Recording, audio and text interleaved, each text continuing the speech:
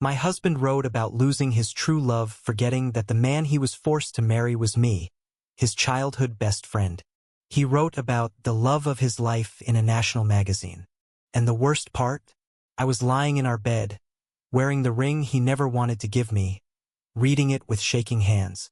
The piece went viral overnight. People called it brave, devastating, raw.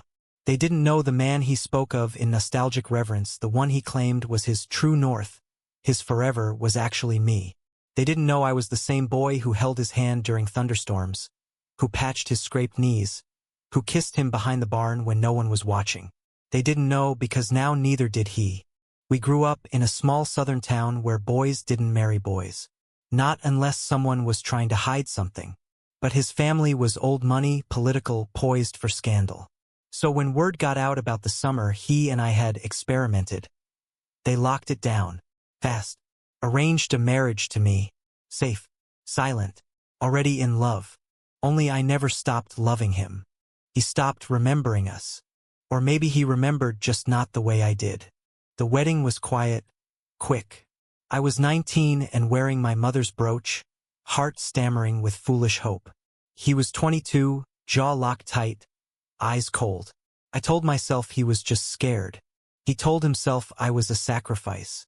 Years passed like shadows, soft and unspoken. We lived in a pristine white house on the edge of Nashville. To neighbors, we were elegant, polished. To each other, we were strangers. I made tea. He drank coffee. I liked thunderstorms. He shut the windows. I whispered I loved him once. He flinched like I'd hit him.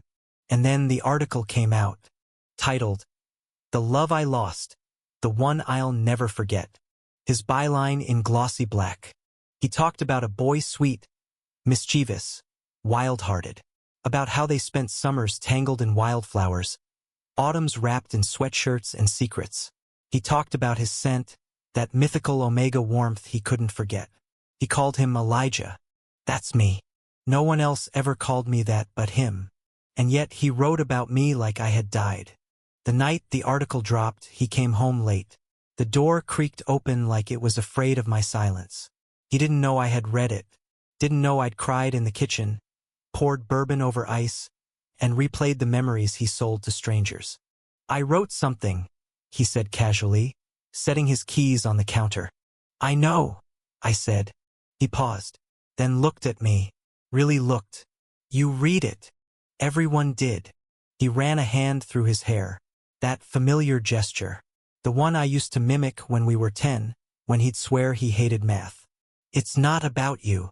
Those 5 words crushed the last thread of childhood left in me. "Isn't it?" I asked, standing. "Because I remember those fireflies. I remember that treehouse. I remember the scar on your collarbone I kissed when we were 14. He blinked. I continued, my voice trembling. "You said his name was Elijah. No one calls me that anymore. Not even you." "Why?" He was silent. Something warred in his eyes. Recognition? Guilt? Regret? Then, "It's just a story. You wrote about me like I was dead." "You are," he said too quickly, then flinched. "I didn't mean." "Yes, you did." He turned away, but it was too late. The damage was done. I slept on the porch that night, wrapped in my old flannel shirt and memories I could no longer bear. The stars blinked down like they wanted to cry with me. Somewhere inside he typed another paragraph. Another lie. The days after were quiet. We became ghosts again, haunting the same house, breathing the same air, loving different versions of the same memory. Then, on the 3rd night, I packed a bag. He stood in the hallway, hair messy, eyes tired. "Where are you going?" "Away." "Elijah," his voice broke. "I didn't forget." I froze. He stepped closer. "I didn't forget you. I just buried you. Because loving you meant ruining everything my family built." "So you buried me alive?" I whispered. I was 17 and scared. "And you're what now?" 30 and still writing eulogies for a boy who's standing in front of you. He swallowed. His hands trembled. "I wrote that because I missed you. Because I wanted to remember us without admitting I already had you and ruined it." The air between us shifted. Electric. Fragile. I never stopped loving you, I said. He reached into his pocket, pulled out something worn and folded. Picture. Faded. Us, 12 years old. Him kissing my cheek. My eyes shining. I carried this every day, he murmured. Even when I tried to forget. Especially then. I didn't move. Then why write that I was gone? Because I thought I'd already lost you. Tears welled up. Mine. Then his. You didn't, I said softly. But you almost did. The night turned warmer somehow.